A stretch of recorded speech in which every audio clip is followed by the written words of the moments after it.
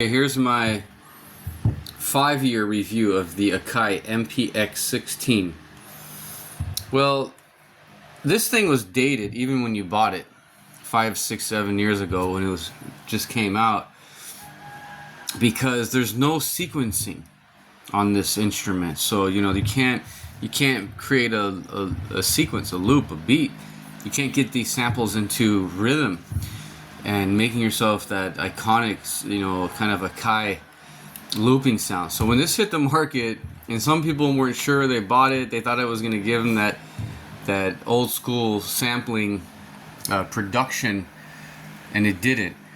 But I bought this also not really knowing about what its features are. It doesn't have the sequencing, but what it does have, and which actually endures, is it just has these simple one-shot samples, right? And you can save them right here on your SD card, and that actually is still good. That's still relevant, SD card memory, and so that's still good. But this, what I like is actually now you can pair this up, for example, with the Akai, let's say on your iPad, and then you can have the sounds coming from here, and then they're being programmed into the beat on the sample, the other Akai sampler.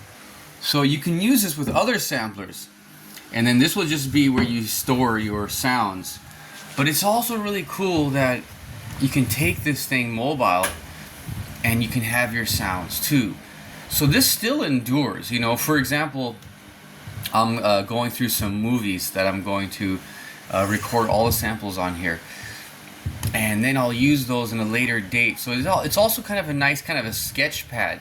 And you know what? It's not going to be programmed by a sequencer, but you can just, this is kind of it's a limiting feature that maybe inspires you to just try to just manually keep it in sequence and just use your imagination more. So I still give this a big thumbs up in 2025.